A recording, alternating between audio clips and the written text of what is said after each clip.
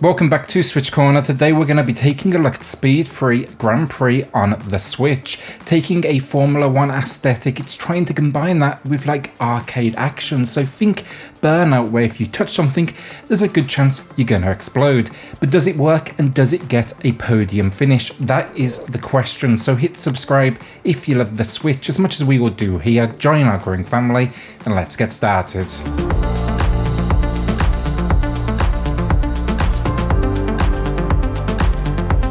So first up for gameplay, expect 3 modes. Tournament, which sees you working through one race after another attached to different seasons. So you'll start at rookie and advance from there. All in all, I'd guess there was around 25 races. The game's, I guess, increasing the difficulty as well as you go, but I rarely noticed. Nor does the game really give you any indication of when one season finishes and another starts, other than your points on the leaderboard will reset.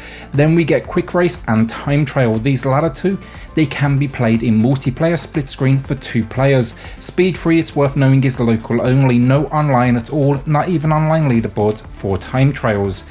Modes are extremely limited and it basically offers what I would consider the bare minimum of a racer. But how does it play? How are the tracks? All that good stuff. Well, you can manage to get around the track, but that's about the nicest thing I've got to say about this one. Never nice putting a game down, but sadly, sometimes it has to be done and questioned on its quality. First, the handling, it's all very loose. It seems slightly delayed in responding to your input, and when it does respond, it's kind of like all or nothing, very little in the way of like micro adjustments. It's kind of like, best way of describing it, driving on ice. Controls are also about as simplistic as it gets, which makes sense given the arcade vibe, but expect accelerate, brakes, and then you can look to the sides and behind you. No manual gears here either, if that was something you was hoping for. These controls, no change from beginning to the end. Every vehicle controls exactly the same way, and even things like weather effects don't have any impact. Here, weather is only on one track. You'll have to race Germany for rain effects, but it has no impact. As I say, it's purely visual.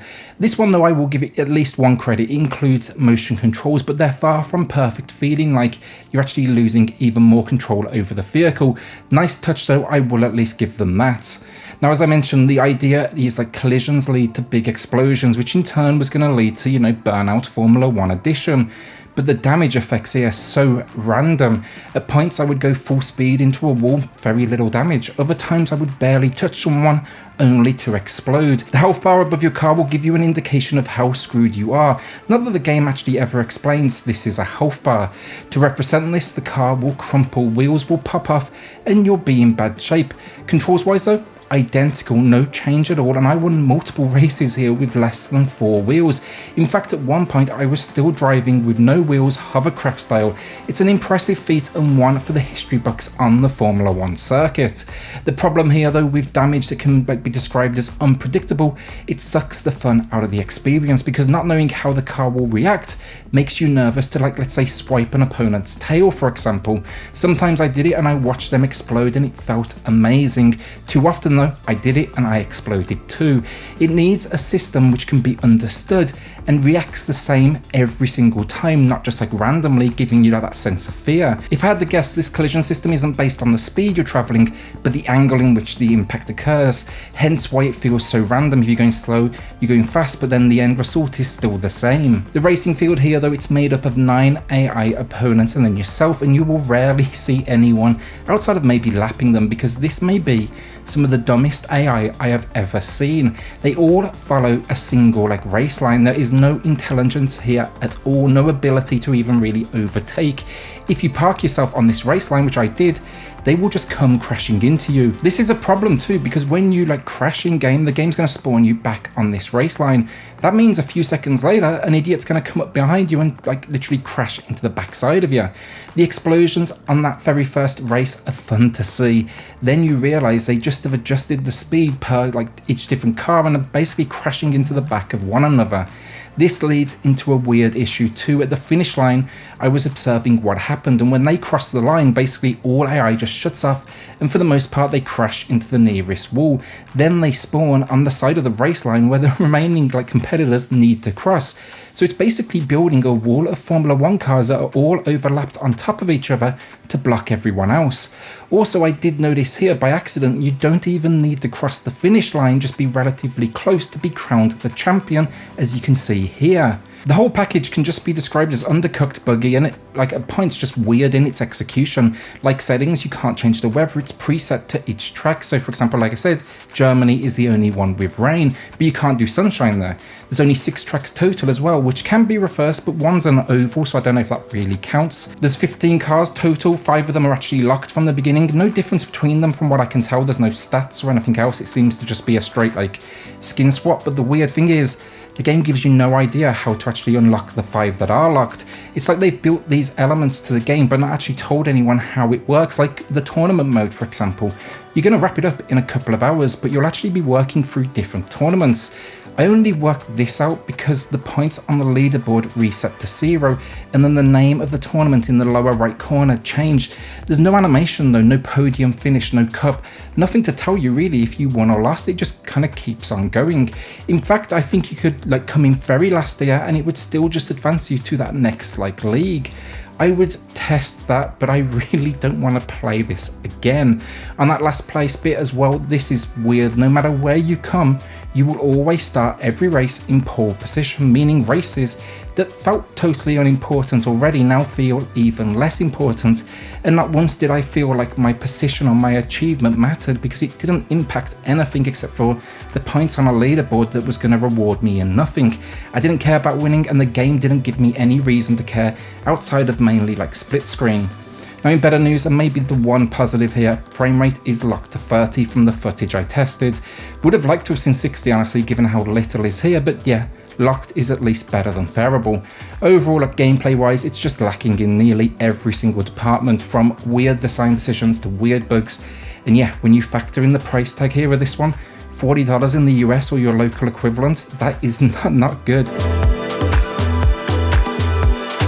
So graphically, it's basic. The tracks, they look okay, as do the cars once you get past the textures loading in on the car in maybe the first split second of a race. It's low detail, it's not creative, but it gets the job done. There is a standout track, I will say that, set in Tokyo, which washes your screen with neon, and I'm all about that. The tracks work though, which is really what you want, and there is some fun ones in here. That said though, the actual animation on the cars, it's weak. The steering, the wheels, they barely move, no matter how tight that turn is you are pulling off, and the crash effects are so bad, it almost it's borderline it's so bad it's good. Every crash, expect the same thing. The car crumples, it has no relation to the point of impact, and then all 4 of your wheels just kind of pop off. Literally, your Formula 1 car is popping its clogs. It's also weird at times. On multiple occasions I would be racing with 3 wheels, yet somehow there was still smoke coming from where the missing wheel was. Then for those that do camera options, we do get 4 here, which is nice to see. There's 1 first person, 1 behind the driver, and 2 that are pulled back for that traditional third person effect. Graphically though, where the game really suffers, it's 2 areas. The world around the tracks, mostly empty stadium seats, low texture details, and you'll just see a ton of popping like the English track here. Trees are literally growing in front of your eyes. And then the menus, that main menu, absolutely awful. 3 squares and a ton of lag as well between your selection and what's actually happening on screen. You select something, you change your car, expect there a couple of second wait. The biggest clear omission here though with visuals, no win animations, no podium finishes, no cups, no celebrations, nothing. Very little reason to want to win, honestly. It's kind of all for that moment. The game really doesn't care where you finish, and I think most who play this will struggle to care too. Audio then, and yeah, it's okay. Engines, they sound relatively decent. Explosions are a little on the weak side, but you'll get the idea, and that's about it. You also then get the odd tire screech here and there. Music is here, but it's all relatively low quality and generic, nothing memorable. You're basically getting 1 song for the main menu, and then 1 song per track, so a 7 total count. I listened for a bit before heading to the menu and muting it so I could just kind of play my own music. It's not bad though, one of the stronger parts of the game.